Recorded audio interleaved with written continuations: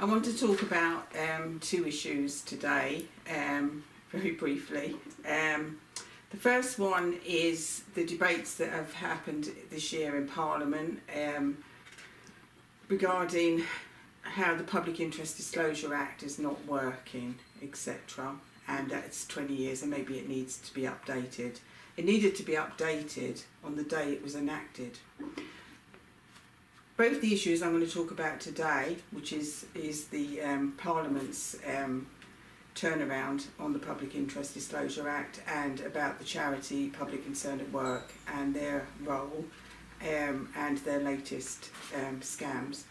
So, firstly, reading the debate, it's quite clear to me, and always has been, that the biggest downfall of people that are in charge of whistleblowing legislation is that they are sector orientated.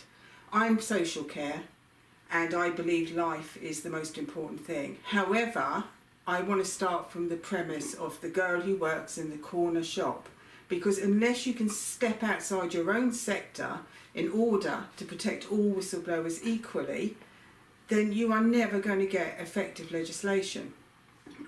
So that's the first point. Dr. Philippa Whitford has unfortunately tweeted that there needs to be an overhaul of NHS whistleblowing protection. I won't even go into the waste of money that Robert Francis has incurred with his useless inquiry. However, I dealt with that at the time on the day he published. Because I mean, obviously it was clear what the loopholes were, but it's the fact that MPs are now, there's this kind of undercurrent of, now we see this isn't working, and we need to just tweak it or have something new. No, I'm sorry, you cannot do that, because every day we deal with all the people who've lost their loved ones because this law failed, and all of the whistleblowers whose lives have been destroyed because this law failed.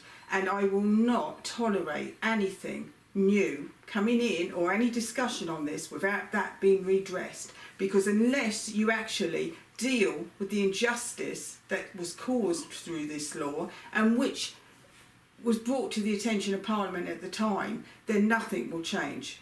So I will talk about that more on another occasion. So I just want to make those points clear. The second thing, which is staggering, is that Public Concern at Work have changed their name to Protect.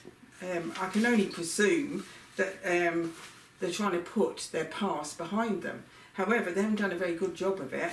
I noticed that their big campaign, their 360-degree benchmark, is the same as always. Tell an industry that will tell you where you need to improve your whistleblowing policies, and you give us some money for doing it. I'm sorry, but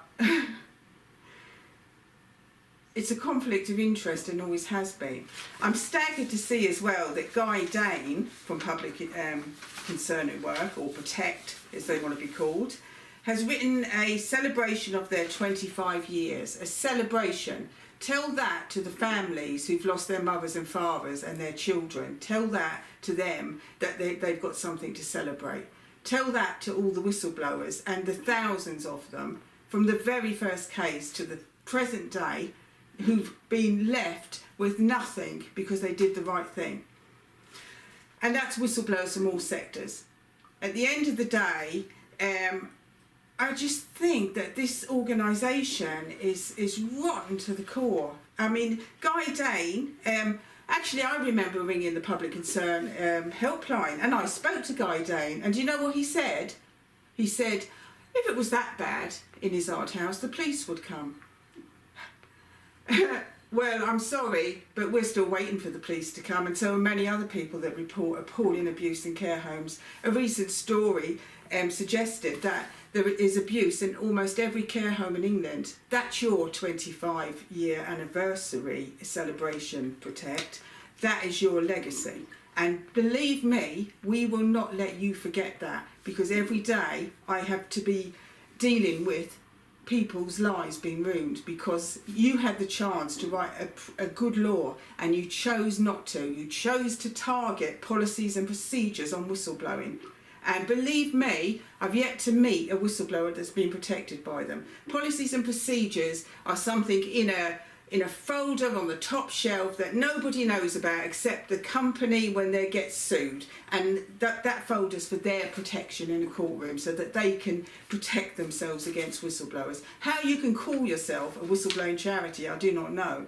You actually make me feel quite sick to think that you're now trying to change your name and distance yourself from what you've done. Well, you know, no way is that going to happen. And also your the onus seems to be currently with Parliament and with Protect and with you know, MPs talking about public interest disclosure, the emphasis seems to be, oh well, because of the financial sector and the crisis that's happened, we realise now that we need to have better protections. Actually, people's lives should matter. I mean, you know, at the end of the day, what I see, you know, are people that have to be taken to hospital with open wounds with maggots in them and their limbs amputated because of neglect and no one speaking out about it. So you'll forgive me for saying you should be ashamed of yourself, because that's what I honestly believe. And to be quite honest, we'll have a lot more campaigning to do on this, and this is just the beginning. Thank you.